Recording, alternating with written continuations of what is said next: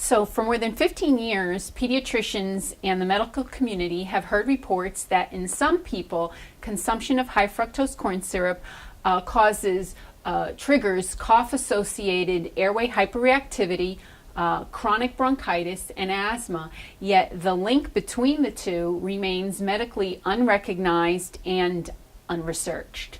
Even though pollution rates and smoking rates are going down, asthma rates are still going up. There are scientists that say something else is wrong, but they don't know what.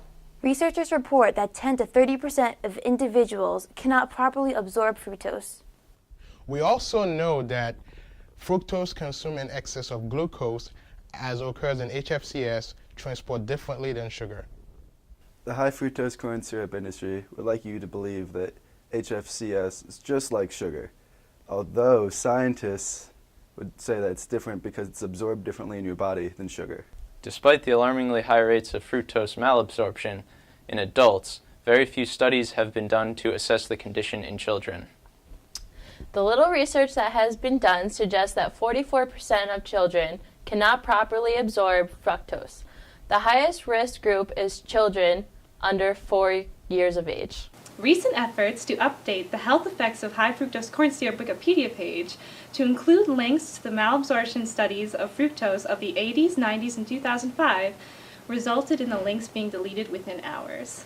Even though scientists have reported such high fructose malabsorption rates, in 1996 the FDA reaffirmed its decision to certify high fructose corn syrup as a generally recognized as safe food. This gave the food industry the green light to add high fructose corn syrup to a great number of foods. Over the past 30 years, the consumption rate of high fructose corn syrup has skyrocketed. Independent laboratories have tested foods with high fructose corn syrup. And what they found is that the foods contain 65% fructose, not the 55% as advertised. Researchers also say fructose is 10 times more reactive than glucose. These are likely some of the reasons the FDA said no to HFCS being rebranded as corn sugar. While the adverse health effects of fructose malabsorption have remained off the medical and scientific radar, more recent research linking it to chronic disease and symptoms of metabolic syndrome and hypertension has prompted some companies to begin to include words like does not contain high fructose corn syrup on their labels. Because of steady improvements in air quality, asthma rates should be going down, not up. Asthma researchers suspect that there's something else in the environment driving up the rates of asthma, but they just don't know what it is. Average per capita consumption of high fructose corn syrup in the U.S. is now about 1 pound per week, every week.